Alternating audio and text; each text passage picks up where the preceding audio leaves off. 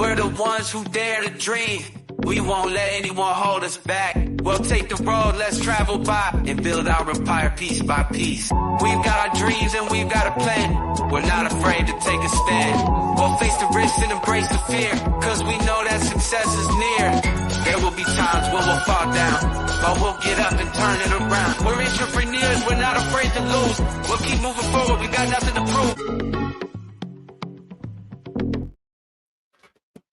Welcome to another episode of The Entrepreneur's Journey, and this is just special for so many reasons. I'm in my new global studio of The Entrepreneur's Journey, and Joseph Jaffe is not famous.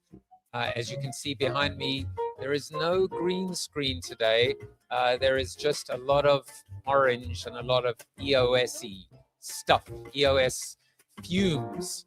Gino Wickman says with core values, he says that he talks about people reeking of core values. So I'm reeking of EOS right now, even wearing the shirt that I'm pretty sure only one implementer in the whole world was dumb enough to actually purchase from the swag store. Because look, you gotta be all in. A quote that I used to always say, I remember this when I was in South Africa, is you can't be half pregnant. So you got to pick a lane. You're going to roll it out or you're not going to roll it out. That's what we're talking about. We're talking about Rollout, the book, the movie, the t-shirt, the pie, all of the above.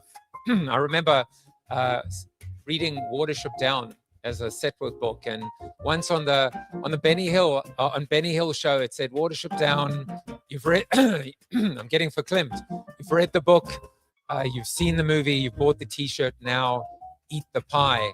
And as I'm getting verklempt, maybe that's a good sign for me to shut up and bring my guests on the show and just let them do all the talking, because we've got Beth Fahey and we've got Marisa Smith, the co-authors of Rollout. Let me tell you, I don't know, the frog. Victor Hugo once said, there is nothing as powerful as an idea whose time has come. And I think that could be true about EOS. It certainly could be true about this book. Literally people are lining up around the block trying to get the book. And the good news is you don't need to line up. You just need to buy the book.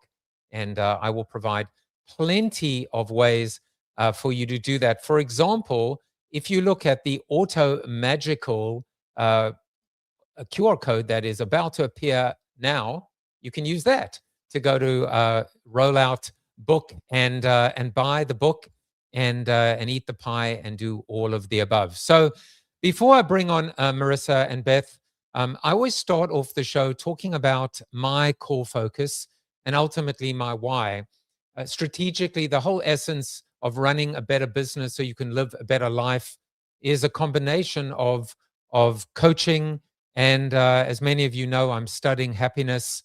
In fact, I just crossed off one of my rocks and even a one-year goal, which is to enroll in a fully accredited MA, Masters in Arts in Happiness Studies. I have no idea where I'm going to find the time, but I just know that this is something that I've been called to do. Just like coaching, I've also been called to go deeper and understand happiness studies.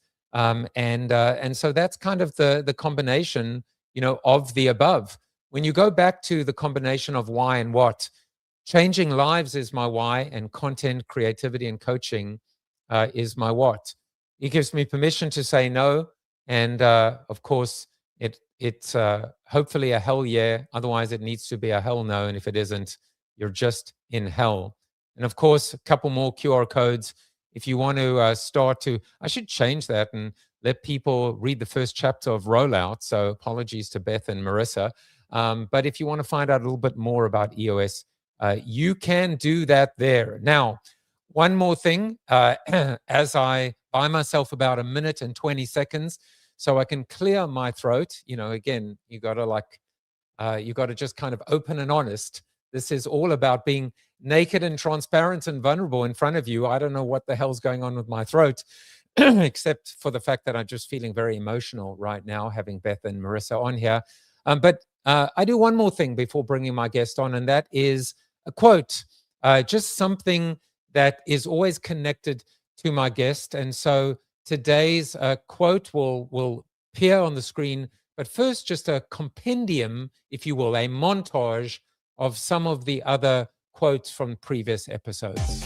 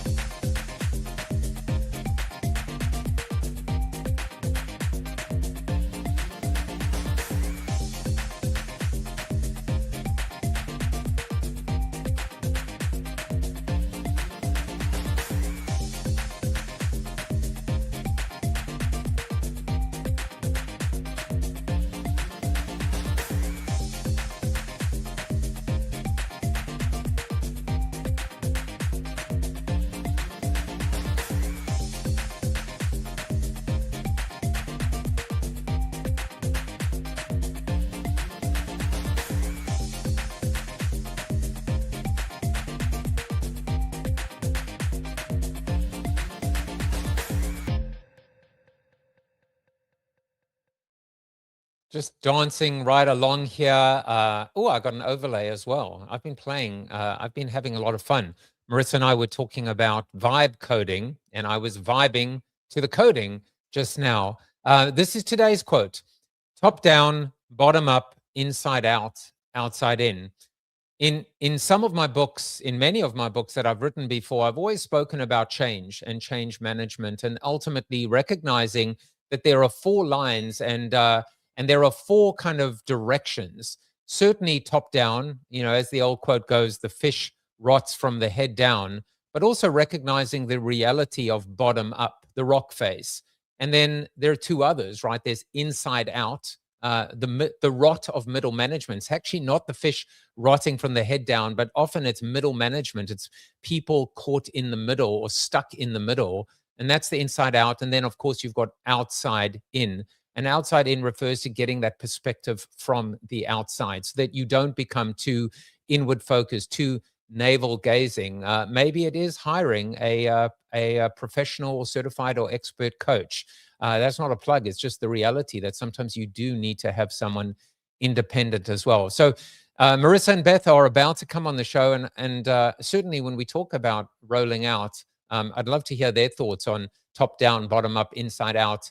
Who gets stuck in the middle, who resists outside in. There's so much to talk about. But right now, let me tell you a little bit about my dynamic duo guests. Marisa Smith and Beth Fahey are expert EOS implementers and co-authors of Rollout. Get your entire team running on EOS to achieve your vision. Marisa previously led marketing at EOS Worldwide, developing a lead generation strategy that drove more than 400% growth before becoming an implementer in 2016. Let me just make up a lie and say she was responsible for the orange in EOS. Maybe that's true, maybe that isn't. Beth brings nearly 30 years of leadership experience across film production, bakery ownership, and association management, and became a full-time implementer in 2018. Together, they help leadership teams strengthen their 6 key components, break through ceilings, sustain momentum, and turn EOS from a leadership team discipline into an organization-wide operating system for lasting growth. Marisa and Beth, welcome to the show. Thanks, Joseph. Yeah, it's great to be here. So now I've just got to figure out with 2 of you on the show, we can move around, we can touch the ground, we can be wobbling free. Depending on this, I love StreamYard. Okay, great. So we've got a lot of stuff to cover, but first of all, maybe just talk a little bit about the idea of the 4 directions. What do you think about that? How do you let's start off obviously top down. Everything is top down as the leadership team goes. So does the rest of the organization. But what do you think about this idea of thinking about change and progress across these 4 different pods? So now we're going to have to figure out how to wait for each other or just start talking. So I'm going to just start talking, Beth, and then you can jump in if you need to. Okay.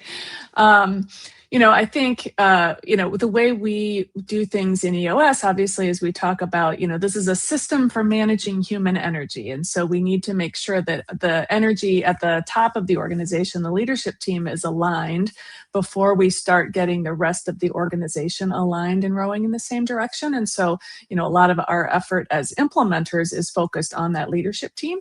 But then, helping the leadership team understand that then they need to put a significant amount of their own energy into getting everybody else rowing in the same direction. I think sometimes our teams that we work with get a little stuck. They think people will just get it by osmosis and start rowing, along, and they don't always acknowledge how much time and energy and intention goes into, getting that vision shared by all, getting the operating system embraced by everybody in the organization. So, the middle managers, the mid-level managers, as we call them, are critical in that if you're in a larger organization. And I know Beth is very passionate about enrolling mid-managers into the rollout process. So maybe you could say a little more there, Beth. But Yeah, I mean, I think this is where the vision either gets carried forward or it gets dropped, right? It's the mid managers. And oftentimes we're not involving them enough in the process of planning the rollout or in getting their thoughts on how it's going to land in different areas. And leadership teams can sometimes just make a lot of assumptions. So this is where I feel that mid managers are your best ally for getting EOS rolled out into the organization and really any change management, right? EOS change management system. And so how do we involve these folks a little bit more, get their input? And when you do that, I think that's when you get the buy-in. So I'm going to we take talk a a step lot back. about. Sorry. No, go for it. We're all kind of dancing together and figuring out So carry on. I'm sure this will happen again. Okay. No, I was just going to say the other thing that we've been talking about a lot is, and again, this does not just apply to EOS; it applies to everything. That I think we need to spend more time as leaders sharing context for why we are doing what we are doing. So why we are, from the standpoint of EOS, why are we implementing EOS? How is this going to help you as an employee or you as a manager? What will this look like long term? Why did we choose these core values and how are we going to use them? The same way we would if we're rolling out a new ERP system or a new accounting system. We can't just say, get excited about it. Change is coming. People generally aren't excited about change. They need to understand why we're doing it and how it's going to help them before they can really start to get excited about it. And so just that we keep saying context is so important, because content without context causes confusion, whereas content with context can create clarity and comprehension. So those are our little formulas with all the C's there. But context is key. And I saw something, and I don't know if it was from the book or not, that so maybe you can correct me here, that said all change is not necessarily progress, but all progress is change, or something like that. Does that ring a bell in terms of the... That's not from the book, but I like it. I wish it were. Well, it is now. Or if it is, well, there you go. If it is, it might be in one of the chapters that, once you have reread and read your own content multiple times, you sometimes forget how smart you were when you were writing it. So maybe that is our quote. I don't know. Yeah. Well, it is now. So I guess okay, great. If I think about it, all progress is change, but not all change is progress. So there you go. So that is attributed to Beth and Marisa. So great. I hope that's ours. It is now. Great. I want to. Isabel's here. Isabel's watching, and she said, "Yes, context is key. Content is king, and context is key." So there you go. It is. I started the show, and the show is called The Entrepreneur's Journey, and it was kind of inspired by Joseph Campbell. and the hero's journey. And I think in a way we're all heroes of our own journey, and to a degree, entrepreneurs are heroes too. And often that journey can be dangerous and filled with lots of unexpected twists and turns. So at the beginning of every one of these shows, I like to turn my guests into superheroes and determine who would they be from a superhero standpoint. So Beth and Marisa, meet your alter ego. Oh boy. You're the Rollout twins, the dynamic. That's our new duo. Christmas card, Beth. That's our new Christmas Oh my card. God. Yeah. I think it's the best thing that ever happened to that photo, which we hate, by the way. Yeah. What do you mean? It's you've got the cascading waterfalls. You've got everything as well. This is lovely. I love it. I took the brief very seriously, but wait, there is more. So first of all, we sent our sleuths, our detectives, our investigators into the field just to find a little bit of dirt on you, some background on you. But unfortunately, the worst we could come up with, the fact is that you're both singers and choir nerds. So this was about the worst. This was about the worst that we could find. Does this mean that at an upcoming annual that the three of us will be singing, I don't know, Backstreet Boys or karaoke together? Because I sing as well. I'm a choir nerd. Oh, do you? Okay. What part do you sing? Maybe we need to start the. I'm probably a tenor 2, so just under kind of tenor 1. Gotcha. My late father was a baritone. I cannot read or write music, but I have, you can see, I have 2 big ears and good ears. Well, I was a voice major in college, so I did do a lot of singing. And Beth was also a master singer in high school and college, right, Beth? So we kind of discovered this about ourselves and started learning. We actually did some of the brainstorming for the book with Jill Young, who's an expert EOS implementer as well. And she also sings. And so one of the days that we were doing some brainstorming, we learned a trio together and sang it together just as a fun thing. And it's called One Voice. And that is where we actually came up with the name of our company, Voices 2. So it all flows together. There we go. I love it. And obviously the creative side of your life, Marisa and Beth, I mean, both of you Beth, you've been in TV and film. You've met lots of celebrities. Marisa, you were a former agency owner. We actually have photos of both of you in your previous life. Oh boy, here we go. So wow, Beth. Wow. I mean, meeting Oprah, Brad Pitt, Tom Cruise. And there is Marisa as kind of Don Draper. Mad Men. Yeah. That's great. So, I love it.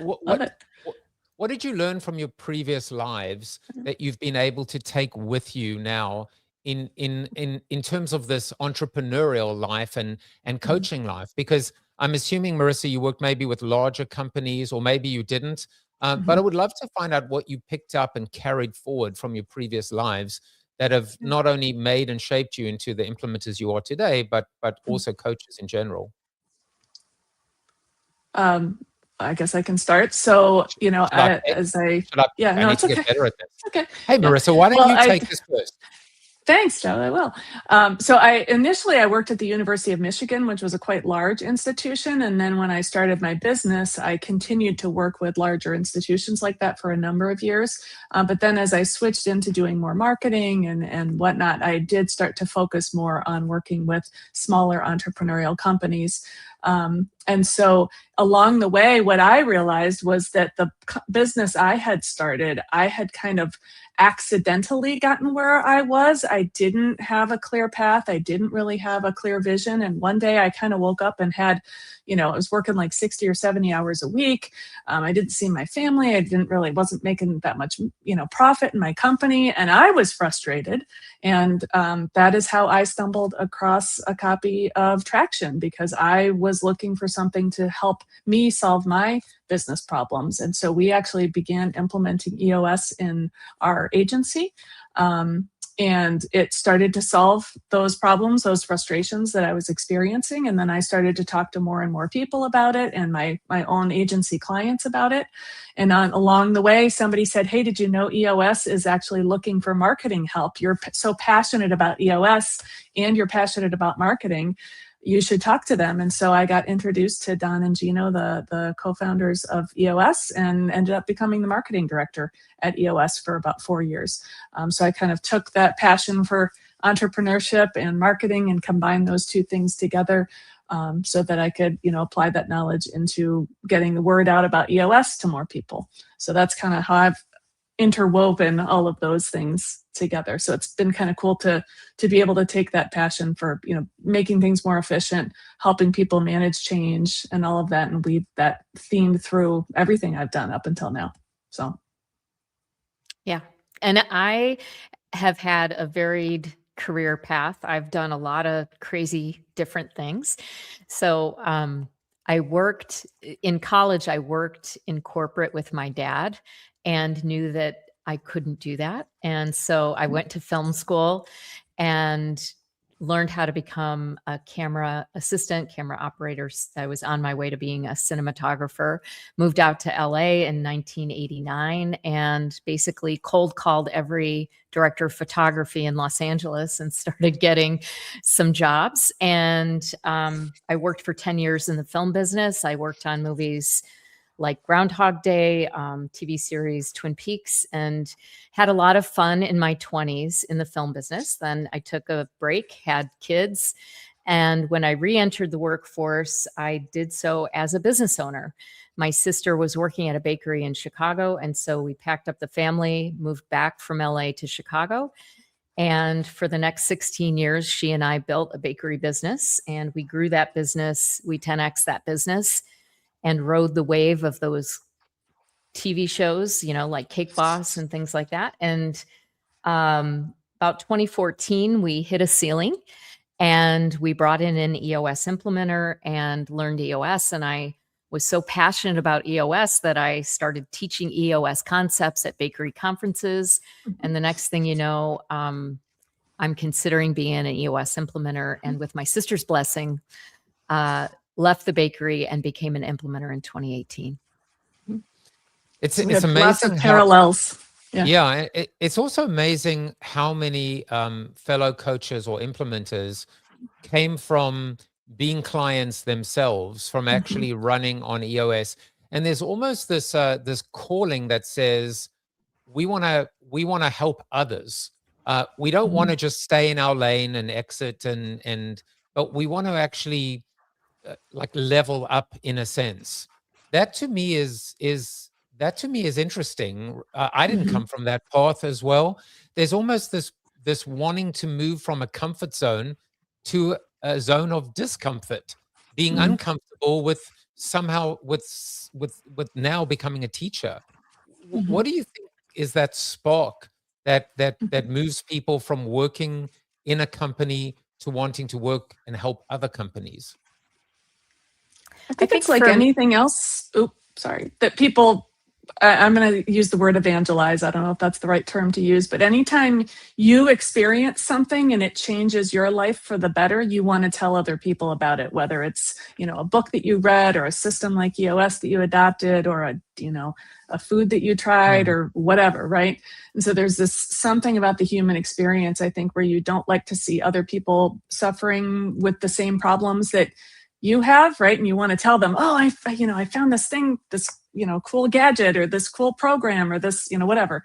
So I think that's some of it. And maybe it's also just the entrepreneurial brain too, of wanting to, problem solve. But I think that, I know that's what led me to talk to people about EOS, as I saw other people suffering with the exact same things that I had suffered with as an agency owner. And I, like Beth, she was speaking about EOS at bakery conferences. I was speaking about EOS at the HubSpot conference, right? And talking to all these different agency owners about it. So I think that is, part of the inspiration for it is just, wanting to end suffering in the world. It's a natural, it's a natural identification with our core value of help first. Yes, And right. I think it speaks to a generosity of spirit, which says, this worked for me, now I want to pay it forward. And I think that's kind of that connection. Yeah. You said something though, Beth, and maybe you can comment on this. You said something, Joseph, about, what makes us want to go from being kind of a student of EOS to a teacher of EOS, Yeah. right? And so I think that is something as implementers, we come into the community thinking, oh, we know how to do this because we've implemented it in our own business, but it is very different to teach it to clients, right? And one of the things we talk about in the book is that that's the same transformation that has to happen inside a client company that decides to roll out EOS too, because they've been learning EOS from the book or from self-implementing or from their implementer. And then they need to start teaching EOS to the people in their company. And they realize that that's a very different thing, right? And there's a mindset shift that has to happen. So Beth, I don't know if you want to say more about that, but. Yeah, I mean, I remember going through this myself, when we were implementing EOS in the bakery business, and our implementer said, well, now you've got to go teach this to everyone in the organization. And I made the same face that my clients make, which is, what? You're not going to do it? You're not going to come and teach all my people how to do this thing? And I remember going, oh man, this is going to be, one more thing on my plate. And you can see this happen with your clients too, is that the weight of responsibility that they see that comes with that. But then a quarter or two later, EOS is working, things are improving in the business. Maybe they even are making a profit again. They've dealt with some of their people issues. And all of a sudden it's worth it, right? So I think that shift is hard, but if you want to learn something, teach it. And I cannot say enough about that. I mean, the times that I've been asked to step up and teach, I have learned more about the topic. So I think part of the reason that Marisa and I wanted to write this book is because we wanted to get better, right? And so if you have that desire and you want to make things smoother for people, I think the same thing that propelled us to be EOS implementers is what can propel leaders and managers to teach the system. And one of the reasons we wrote the book was to help people learn how to teach EOS better to their people. Right. Right.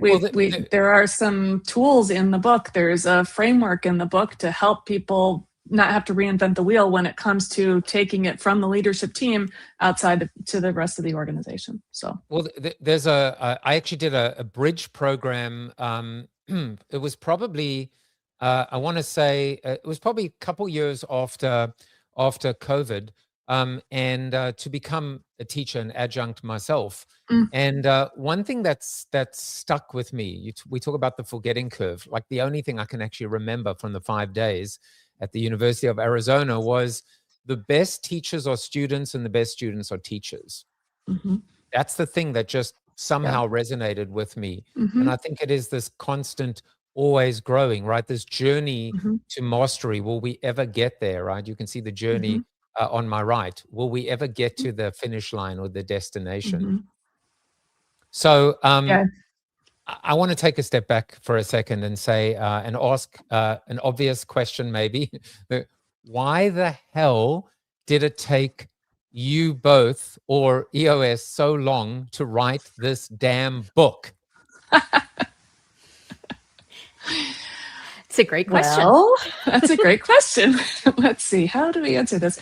I think I'll answer it this way. It happened at the right time, in that, what we now have, we've got the traction book, we've got what the heck is EOS, there's the process book, issues, people, data. So all the books around the different components had been written.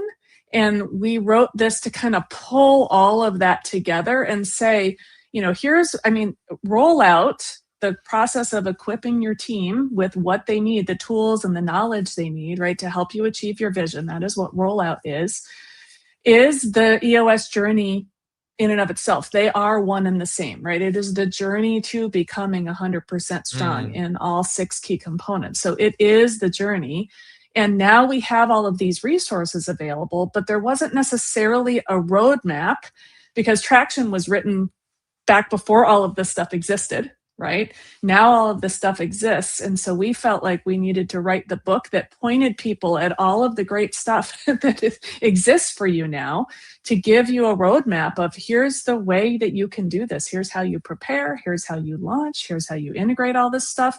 And here's how you sustain your success long term. And by the way, there's all of these resources that already exist for you. It just people were having a little trouble, figuring out what to use when. And so we felt like this would give them that roadmap. And that was why we wrote it when we did. So while you may feel like it took a long time, we feel like it was written kind of at the right time, because if we had written this earlier, all of these other books wouldn't exist. And we would have had a 1,000-page book instead of a 300-page book. So instead we got to say, for more on this, read Process. For more on this, there's this great book called Data, right? So we didn't have to rewrite all of those things. So what do you think, Beth? Did I answer that okay? Yeah, I think so. I mean, we certainly did notice a gap in the marketplace. Yeah. Okay, so there was a reason that we wrote the book, because I think we saw frustration of our teams, and there's only so much that you can impart in a session verbally, and it's kind of like the fire hose method of training people, which from my former life I can tell you doesn't really work that well. And so having a book, a reference book that you can just kind of grab and say, you know what, let's go read that again.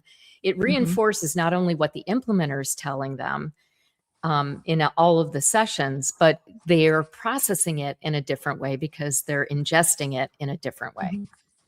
Right. I just realized I'm in a rollout sandwich right now in the middle between the two of you. So.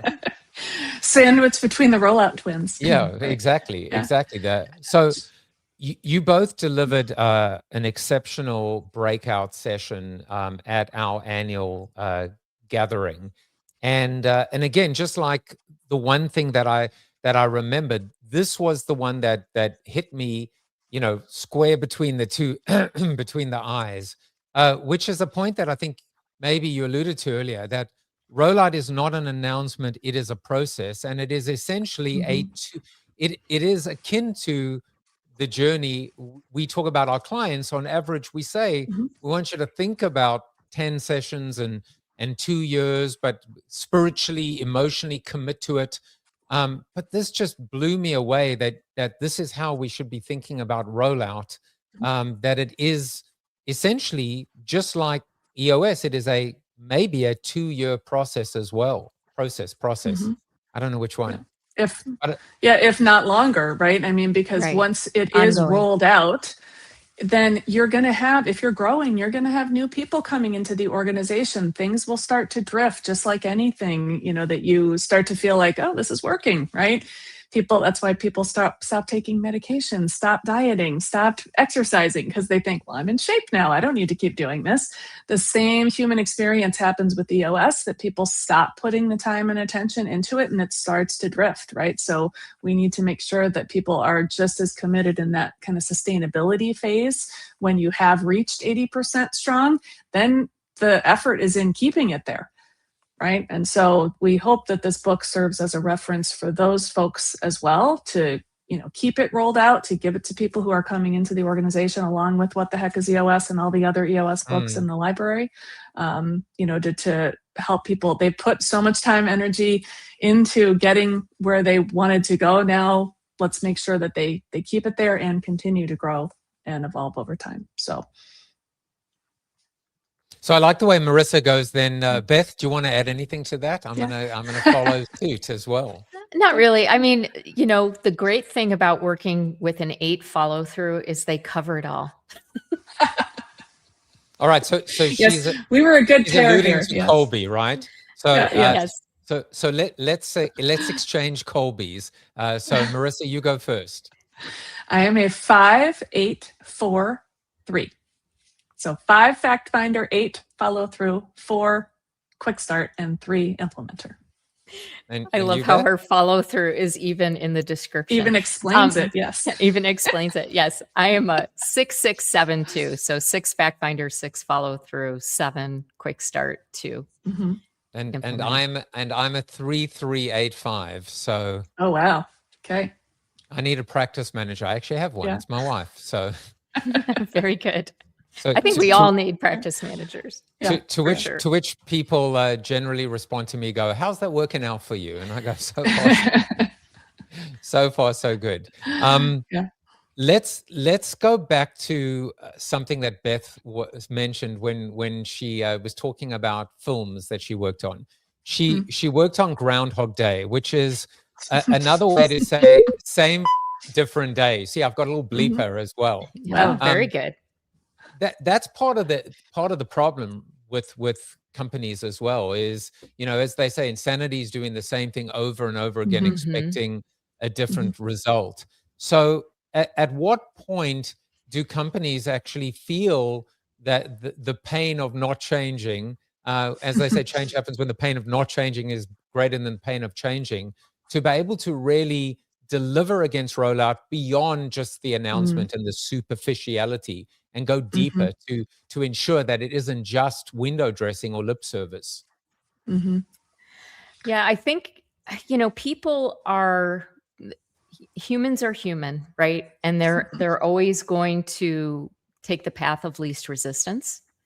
And people are, when they're learning something that is as paradigm shifting as EOS, it can be really difficult, right?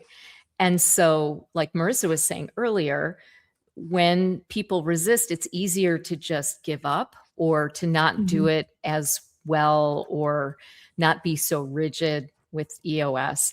And I think one of the things that, when we're effective implementers, we're reminding them of the tools that already exist, and reminding them of that. And that's what we really tried to do with the book, is just, throughout the book, we're reminding them of, here's the tool you use when this is actually happening. And we even created a troubleshooting guide to help people who have already rolled out EOS, but maybe it wasn't as great as they thought or as effective as they hoped it would be.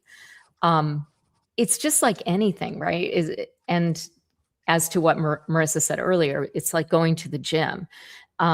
You've got to keep at it in order to stay in shape. And then I think this is one of the things that's just a little bit defeating for some people. And so what we do as implementers, when we're kind of breaking through some of the noise or some of the narratives that people create around why they're stuck, is that, we're asking questions that get them to see what actually is really going on, the root cause of things. And just a quick story here. I have a client who is one of the stories that's in the book. And we were 4 years into the EOS process, and they were, it was like the same issues every single week or every single quarter. And finally, I just said, guys, because EOS has stayed stuck here with you as the leadership team, and you haven't rolled it down to the rest of the people in the organization, that's why all of these departmental issues keep drifting up.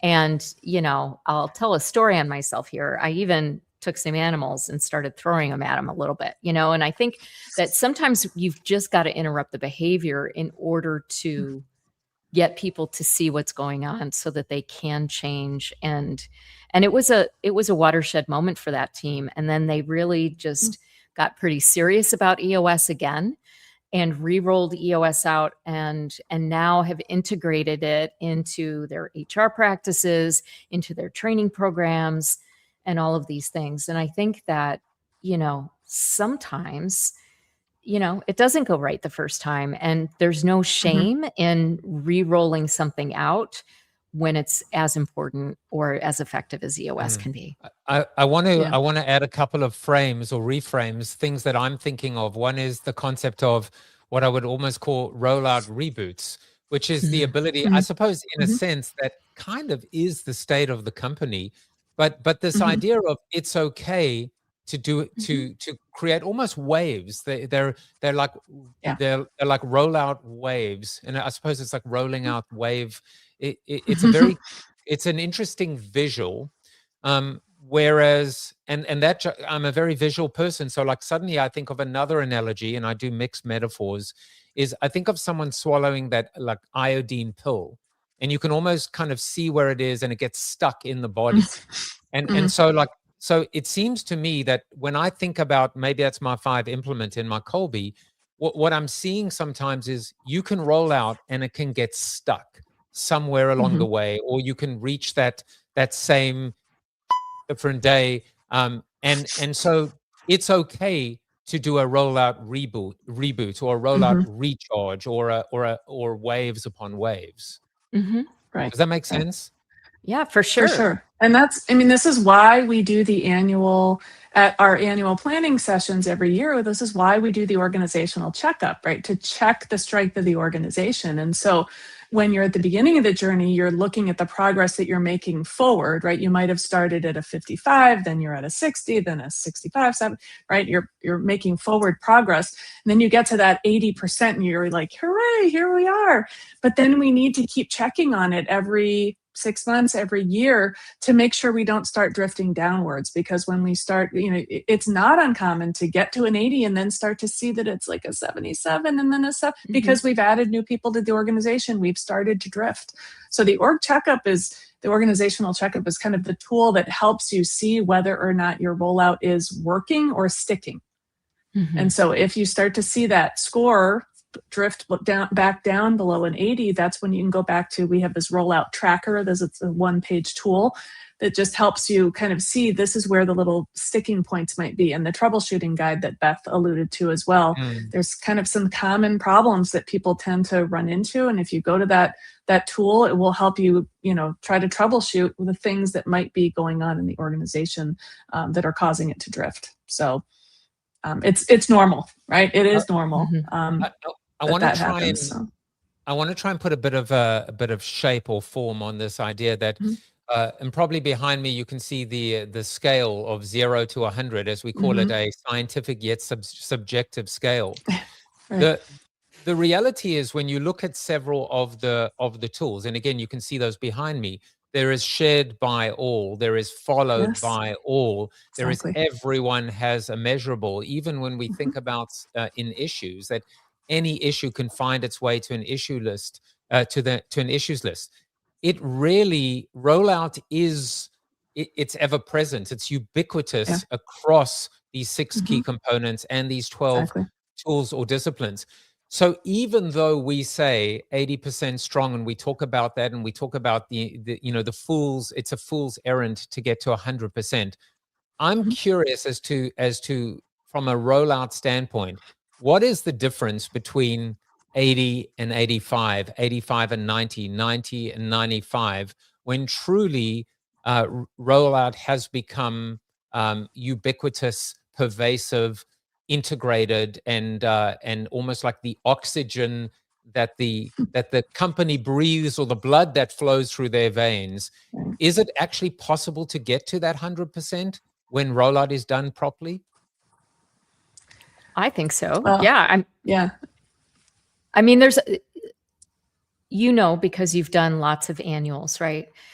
When they're answering questions and they're, giving their answer on a scale of 1 to 5, they're subjectively saying how well they've done something. And there are, I think, to me, the biggest reason why people don't get to, 85, 90 in that zone is because they've opted out of teaching something or using something in that organizational checkup. It's that they are skipping the proven process, or their processes are not simplified, documented, and followed by all, or everybody's not involved in a level 10 meeting. And I think that there's a feeling sometimes amongst leaders that, well, we don't have to do this for everybody. We have a lot of 1099s. We're not going to involve them in this EOS practice. And I'm always saying things like, well, are they wearing your t-shirts out there in the field? Like, do you want them representing you as an organization? So there's some head trash that I think leaders have about doing everything. I have a couple of clients who have really gone deep with EOS and have made an attempt to do everything in the organizational checkup. I'd have to look up what their scores have been, but even their own definition, like a 4 or a 5, that keeps leveling up every time, right? Because they're very improvement oriented as well. And what would have been a 5 for them a couple of years ago is now a 4, because they want to keep getting better. So I think people tend to, when people grade themselves, they tend to downgrade themselves kind of hard. Yeah. And that's what I was, when we were hesitating on like, can we really get to 100% strong? I would almost argue no, because if you're working with truly entrepreneurial companies, they are never satisfied. They always want to keep raising the bar. And so, I've had some teams get up to the, 85% range, but they're still growing. They still have new people coming into the organization. They're working with partners and vendors and subcontractors and whatnot. And their definition of what a 5 is always, getting tougher to meet that 5. So, but to Joseph, to what your point was about, shared by all is everywhere. You cannot get to 80 to 100% strong without rolling this out. You just can't. That by definition, 100% strong in each of these 6 key components involves every single person in the organization. So if it is stuck at the leadership team level or stuck in the front office and you haven't gotten it out to the shop floor, you by definition cannot get to 80 to 100% strong. So you can't have one without the other. They're tied. I'd like to bring up a very awkward and inconvenient truth. It's about a chronic condition, a medical condition. I don't know if it is if how it is transmitted, but I know it can be quite chronic, and it's called a premature rollout.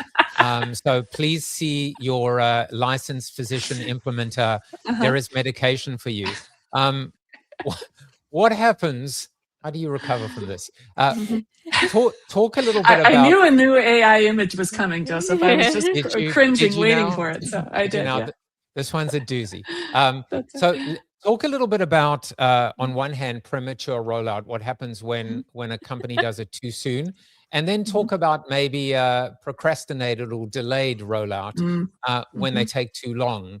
Talk about either scenario. Or both, so actually. Maybe one of you can talk about the first. Since you're the key frame, Marisa, you go. Yeah. Right. Okay. So I'll start with the premature rollout. Yeah, you're right. There is this balance between waiting for perfection, and so then kind of never rolling out, right? Because we're just waiting for everything to be perfect, and being so excited about this that you start rolling it out and you're not really ready, right? And so we do have in the book a whole chapter section on preparation to try to help a team assess whether or not they're really ready. But some key things there are just, are you as a leadership team really aligned on all of your foundational tools? Are you really aligned on the vision? Are you clear that this accountability chart is the right structure for the next, 6 to 12 months? All that kind of thing. So are you truly aligned? Because if you're not, then your team's going to sense it, and it's going to be difficult then for them to get behind you if they think that you guys don't agree yet, right? And so then are you ready to present a united front and use same language, things like that? I won't go into all of the readiness questions, but there are a number of readiness questions in there. And the biggest challenge I see when people go too fast is that they weren't really solid on something like the core values or the accountability chart, or they didn't really even fully buy into EOS, and they start rolling it out. And it feels like it's maybe the visionaries project of the quarter, but the rest of the team is just kind of sitting there going like, well, we'll see if this works, right? And then the team sees that, and then they go, well, we're just going to wait till this passes because this is just going to be a fad, right? Because they can see that the whole team isn't invested in it. So, and that's just an example, right? That's not always what happens with premature, right? Sometimes it's, other factors too, but that is an example of going too fast and people aren't ready. And all of a sudden you're like, we're doing all of these things all at once. And people need time to catch up. You have to remember you are 90 days or more as a leadership team into this process.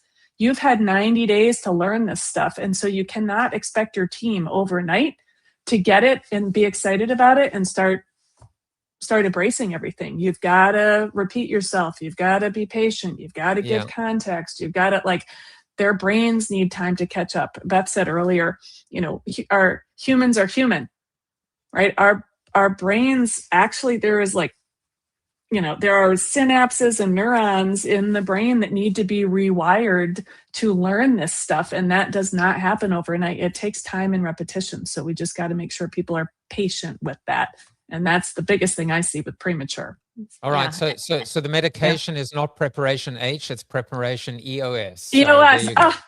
Joseph, you should be on it's like you should be in marketing or something. Get the ointment. Get the ointment. All right, Beth, talk a little bit about what happens with delayed and also some of the human motivations as to why a company might keep pushing it back, waiting for the perfect time. Oh, you're muted, Beth. What I see with teams that wait too long is typically it's either perfectionist thinking or they're highly empathetic people. It's a nice team, right? And they don't want to inflict EOS onto their people because, well, we just installed this ERP system and everybody's still reeling from that. So, we've got to wait for that to pass, or we've got to wait for this or wait for that, or we've got to get through this thing before we roll it out. And that's really based in some sort of perfectionist thinking. People are investing a lot of money working with an implementer, and they want to make sure that they do it right. So it's all coming from a place of, a good place. But I think that people often get tripped up in it failing, so they just don't. Yeah. Sometimes they're tripped up by fear, right? Yeah. Sometimes this is stuff that has never been shared outside the boardroom before. And so they are worried about how people are going to react. They're worried, like you said, that there's been too much change, or what are people going to do if they see what our profit margin is or whatever, right? There's lots of things that people are worried about. And so sometimes that fear gets in the way of them actually achieving what they really want, because again, they can't get there without everybody's help. So we have to kind of help them, figure out what they're afraid of and how they can get past that fear. I'm going to ask you, just in the time we have left, a few questions, not necessarily lightning round, but there's just so much on my mind that I want to ask you. And of course, so here's a crazy question. It just popped into my pea brain mind. What would happen if someone read Rollout first before Traction? What would they experience? How would that change their perception of EOS?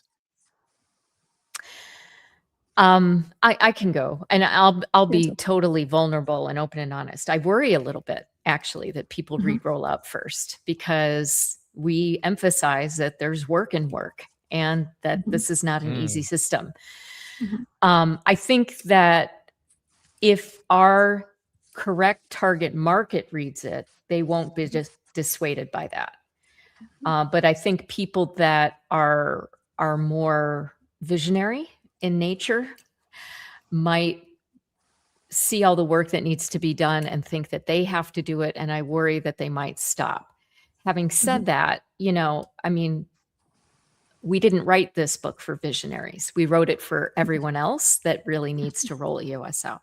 So Marisa, do you have anything more to add there? Yeah, I think that we also emphasize very clearly in the first few pages is that go read Traction first, because what we tried hard not to do is rewrite Traction. Traction is a masterpiece. There was no need to reteach.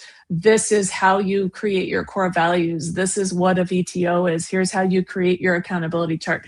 Traction is absolutely the manual for doing that work. This book is really designed for folks who have gotten to that vision building day 2 first quarterly part of the process, and now are trying to figure out how do we get the work that we just did installed right into the rest of the organization. And so they're really companions. It's not a replacement. Right. You kind of can't read Rollout. I mean, you could, but I think you'd be confused, right? You could read Rollout without Traction, but Traction really should come first, or Get a Grip, or all right. So I did EOS, one of those. Yeah. I did well to offer first chapter of Traction by Gina. Yes. Then good. Yes. I'm relieved. Yeah. There's a beautiful quote, and I don't know. Again, I'll just attribute it to one of you, because why can't I? No, but I don't know where I saw it, but it goes along the lines of EOS doesn't create the cracks, it reveals them.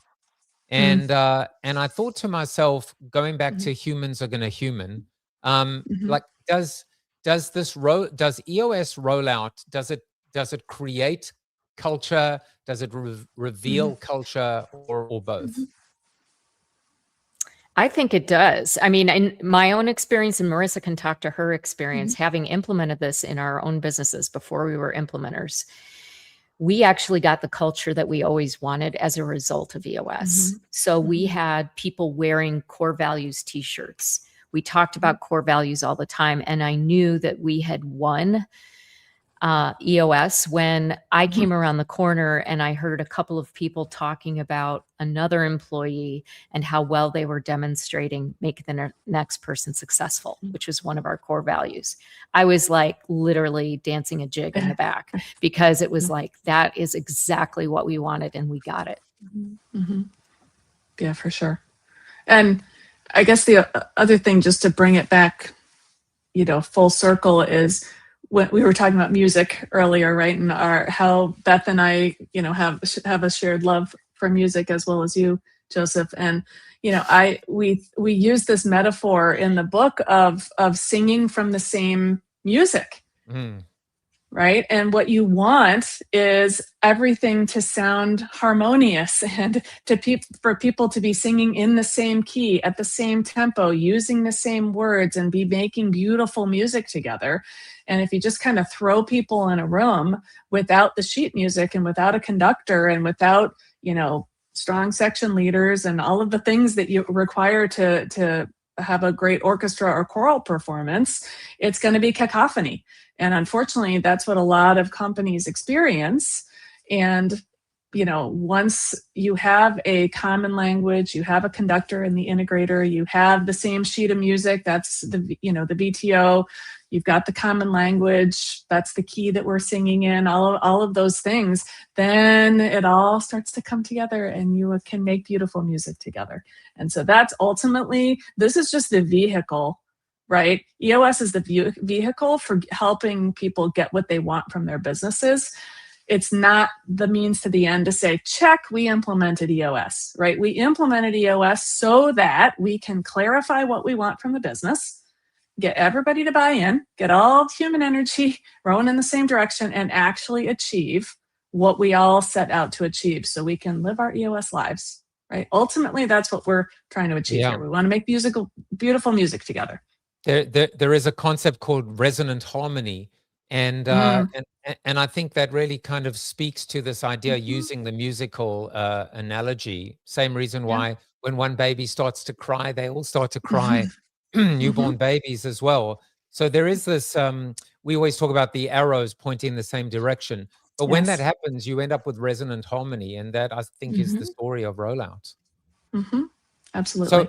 So I've got really one more question to squeeze. When I say I've got one more question, I don't have any notes. So this is active listening. But there's one thing I do want to ask you. As you can tell from this haphazard, chaotic approach, there are a few little things that I jotted down that I just wanted you to kind of lightning react to. But before I do that, I want to talk about the state of the company, which is just, I want to hear from both of you. What does that look like? What does a great state of the company look like?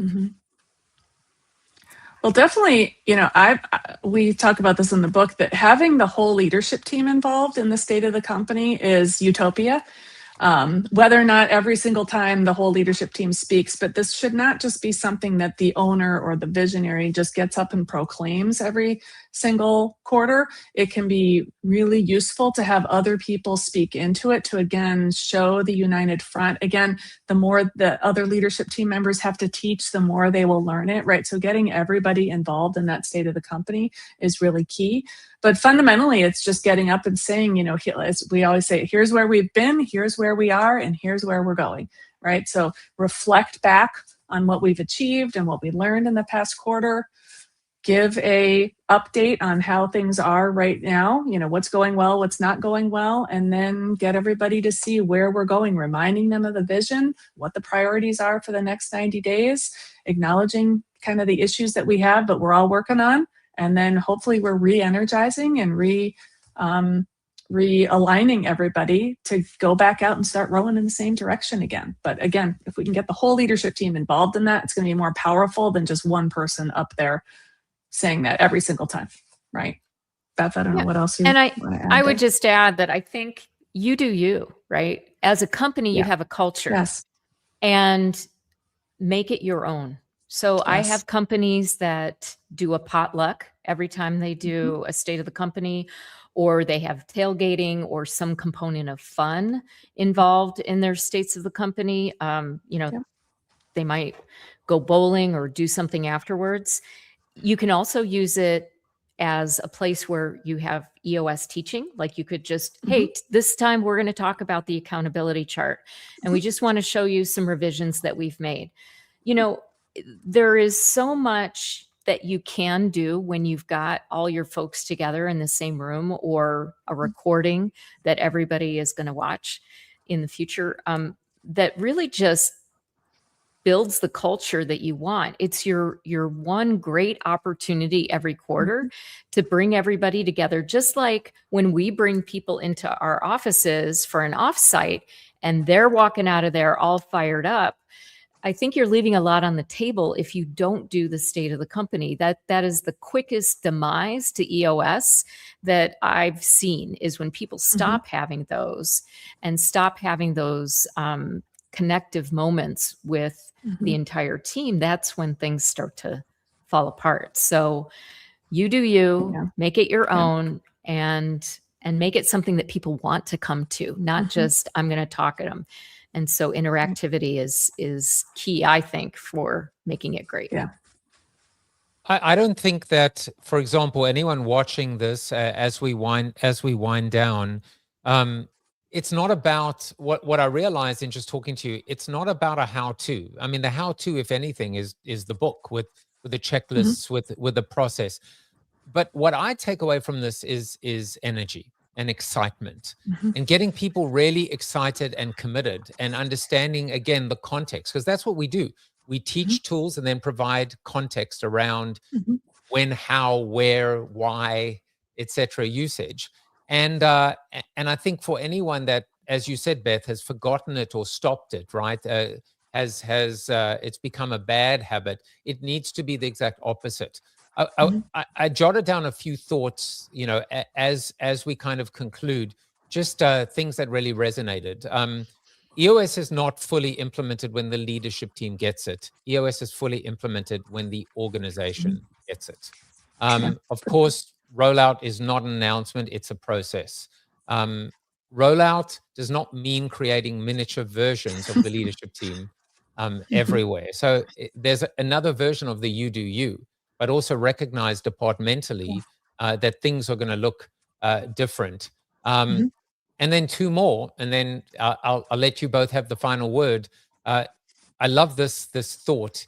EOS in the leadership team room is the beginning. Rollout is how EOS escapes the room. It's like an escape room. And then finally, leaders create clarity at the top. Organizations create reality at the bottom. This is the sandwich of top down, bottom up. The gap between the two is rollout. Great. So nicely summarized, Joseph. Final word. Well, I have a production team here of 25 people, as you can tell. Love to give you the final word, and perhaps just a small, just a little tip or reminder to leadership teams out there that are about to consider rollout or have rolled out or just kind of want to like feel more comfortable and in control? Go ahead, Marisa. Well, I just want to reiterate what Beth said a moment ago, which is you do you, right? So I think, again, sometimes the perfectionism comes from not wanting to do it wrong. And there is no right way. There is no one way to do this. Every company is unique. EOS is fully customizable. What we're trying to do with the book and what EOS tries to do with, the tools and the process is to show you the things that you don't need to reinvent, right? Because we know that they work, but then please layer your own unique culture, your own unique values, your own personality on top of that, and do it in a way that works for your company. Don't get caught up in perfectionism. Progress is better than perfection. So just start, learn, evolve. Yep. I tell my teams, just go out there and break some pots. It's going to be messy. It's not going to be perfect. Yeah. And you're going to learn a lot as you do it. And to quote Marisa, this is her phrase, planned spontaneity. You have to plan for things to change and just roll with it when it happens. I mean, your finance team might take to EOS like ducks to water. Meanwhile, your operations team takes 3 times as long as you anticipated. That's okay. Roll with it. Roll with rollout. The rollout roll. I mean, it's like the process of process is a process. By the way, if you can't get enough of the dynamic duo, the dynamic twins, Beth has an amazing podcast, which I may or may not come on one day if I could get my follow through up. The Bad Boss Confessional podcast. Yeah. Beth, give it a quick 30-second plug. And as I flash other ways for people to make sure that they can contact you through email and, of course, find the book. Yeah, Bad Boss Confessional is a place where leaders confess their worst boss moments and what they learned from them. Because I feel that, again, perfectionism, we get really caught up in, I'm not doing this right. And there's a lot of imposter syndrome, especially for young leaders around leadership and management. So I wanted to create a safe space where people could see established leaders talking about their worst moments, and so that they could give themselves some grace and learn from somebody else's experience. Well, there we go. And it begins by looking in the mirror, and you may not like what you see, but perception is reality, whatever the case may be. But that's the first step, right? Hold up the mirror, and then get cracking. Marisa and Beth, amazing to have you on the show. Finally, I mean, I only came up to you in February, so again, the 3 follow through is showing. Patience. I know patience is a virtue. You are where you need to be, as we tell our clients. Exactly. And we're just going to play out with a little video blurb on Rollout. And for those of you that are thinking about EOS, go buy Traction first if you were listening to anything, and of course. Enjoy the journey, because success is a journey, not a destination. Yes. Thanks again for having us. It was my pleasure. And here's the video. You've implemented EOS. Your leadership team is aligned and your vision is clear. But is the rest of your organization rowing in the same direction? When your team doesn't understand the vision, they can't help you achieve it. Introducing Rollout, a practical guide to get your entire team running on EOS to achieve your vision. This book is intended for people who are just about to start rolling EOS out, or perhaps they've already rolled out EOS into their organizations, but they're finding that it's not as easy as they thought it would be. You're much more likely to achieve your vision as a company if your entire team understands the vision and is equipped with the tools they need to help you achieve your vision.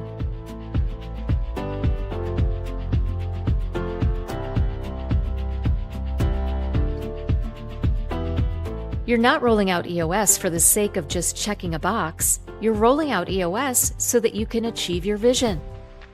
When everyone runs on EOS, you achieve your vision together. Buy the book and download free resources at rolloutbook.com.